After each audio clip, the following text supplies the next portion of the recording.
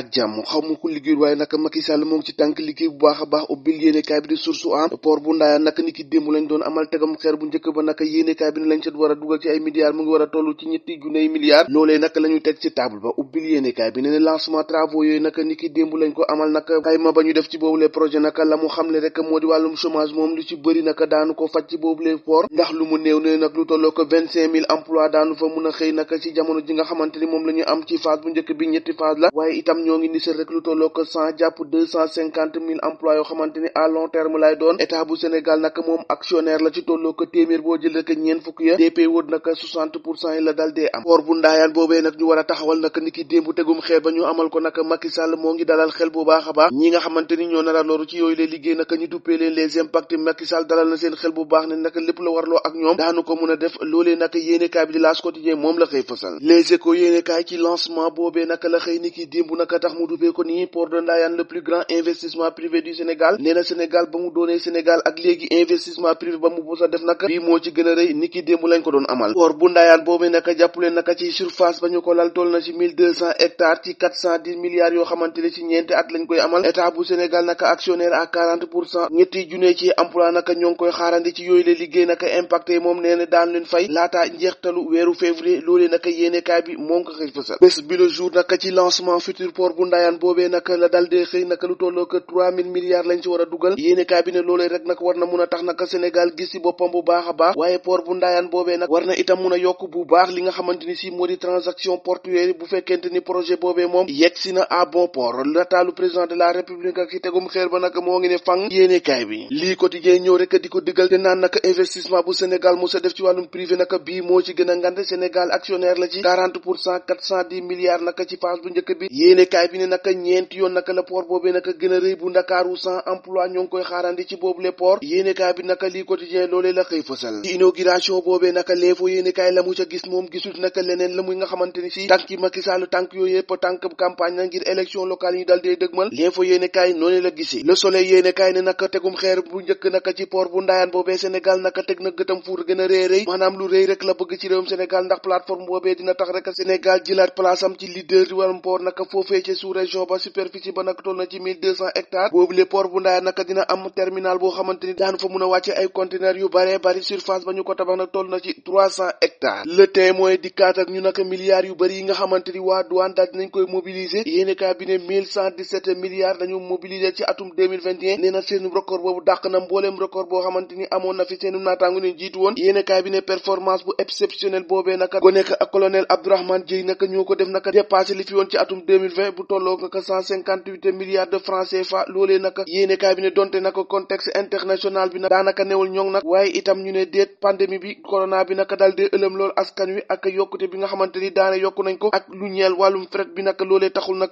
douaniers yi ñoom dal dee mobiliser du toll noo ko 1117 milliards yoo xamante ni si war na mën a dugg ci réew mi Sud Quotidien xëy dikkaat ak ci wàllum décalage bi nga xamante ni moo am ci diggante réalisation ak li askan wi di xaar bu bare bari ci Macky Sall problème de gouvernance inégalité sociale loolu lépp nag di ay jafe-jafe yoo xamante ni Macky Sall askan wi ñu ngi ko ci xaar bu baax bu tax société civile bi nag ñoom ne fi mu ne nii faaw rek loolee ñu ut ci ay saafara le mandat yéene kaay dikkaat ci campagne déguisée bi nga xamante ni si coon la Macky Sall nekk ci élection locale ñu dal dee dëgmal Macky Sese ku bendu nag ak Wazamba mooy ki nga xamante ni day sàcc victoire à victoire noonee la ko yéene kaay bi di le mandat xëy fësale leneen la mu fësal nag ci l'observateur moo di rek jàngoroy coronavirus bi nga xamante ni moo ngi gën di bari ci réew mi yéene kaay bi ne le pays Omicron onde naka presque 1000 cas ci ñetti fan yoo xamante ni loolu la ñu gis naka loolee naka tàmbalee indi ay jafe-jafe ak xiini miini ndax tribune yéene kaay ne campagne élection participation des lions à la CAN naka janvier boobee dina compliqué loolu waaye boo mooy naka dina stressant bu baax a baax ndax covid 19 boobee naka lim baa ngay gën a yéeg ci réewum Sénégal waaye itam ab campagne boo xamante ni dara leeragu ci scrutin boo xamante ni ab enjeu bu rëy moo ci lalu gaynde yu Sénégal dem war a uti seen trophée bu njëkk naka ci réewum Afrique naka Sadio Mané ak ñoñom naka fukki fan ak ñeent ak fukki fan ak juróom-ñett naka la ñu war a amal seen phase de poule bi ak la ñuy ruumandaat booba ak léegi di nomination poste premier ministre loolee lépp nag yéene kaay bi tribune xëy na see dëxëñ yaatal lu bare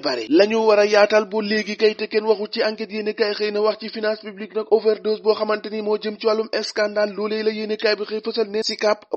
poste finance IPRES trésor public SAR foofee naka la milliards yu bëri jaar te kenn xamul fa mu jaar ne mes ni menteng ci biir jaww ji ministre des finances naka daal dinay weddi bu baax a baax ne daal directeur des trésors naka bu douane nag dañoo tekki seen ndombo tànk loolu naka yéenekaay bi ne dara amul ci Moubarak Lô ci biir yéenekaay bi xam-xama màcc lool ci wàllum wàllum koom-koom nee na daal ñooñee daal lañ leen war a def moo ñu sanctionnel baax a baax critique yéene kaay ne sanction boobee nag ci ay wax képp laa yem ndax ay rapport yu jógee OFNAC nag ñoo ngay souffrir bu baax a baax ci procureur bi ay dossiers yu tàng jiir nag yoo xamante ni jël nañ seeni conc teg ko ci loole nag moo ëlëm ñu bari ndax ay hauts responsables yoo xamante ni dañ leen a épinglé ci seen gestion woy ba saa si tembe nag yoon yéewul ci yàbbul ci mu nekk loo xamante ni itam jaaxal nañu baree bari vox populi nag dikkaat di kàddu Serigne Mbacké Ndiaye mi nga xamante ni nag moo ngi dànkaafu duo Amadou Ba ak Diouf Sarr nag nee na ñoom ñooñu moom la ñuy xaar ci ñoom moo di gagné wala rek ñu dal dee nax saay Serigne Mbacké Ndiaye ci biir yéenekaay bi nee na maire ba ñu soxla ci diwaanu Ndakaaru mooy maire boo xamante ni dina mën a wax ak état bu Sénégal waaye nag waruñu koo jëfandikoo ngir def ko arme de guerre wax na itam ci biir yéenekaay bi ne tànneef bi nga xamante ni Macky Sall war na koo tànn premier ministre loolee nag mu ngi dépendre ci président de la République la mu nar a def ci atum 2024 waaye lu mu nar a def lu ne nag mbaa du fa tudd troisième mandat rek tàggat yaram Coupe d'Afrique des Nations foofee nag ca Cameroun gayndeyu Sénégal nag niki tey ji nag la ñuy jot seen raaya ci président de la République ngir rek ñu mun a dox dem Cameroun nag indi li nga xamante ni moo di trophée continental bi mu dee guleet suñuy làmb yéene kaay dikkaat ci Boy Niang Balla Gaye 2 nee na combat jànq boobee ndax warta mun a taxaw fi mu ne nii ndax ñoom ñaar ñooñu ñëpp nag ci ab défaite la ñu jógee réewum Sénégal saa yu ñu xëy rek dégg ci ab dossier bu bees naka jàpp leen benn xale bu góor naka bu am fukki at ak ñeent moo daal dee rendi facette beneen xaritam boo xamante ni si la leen jotee nag mbirum xuloo bu ndaw a ndaw rek la ci Sénégal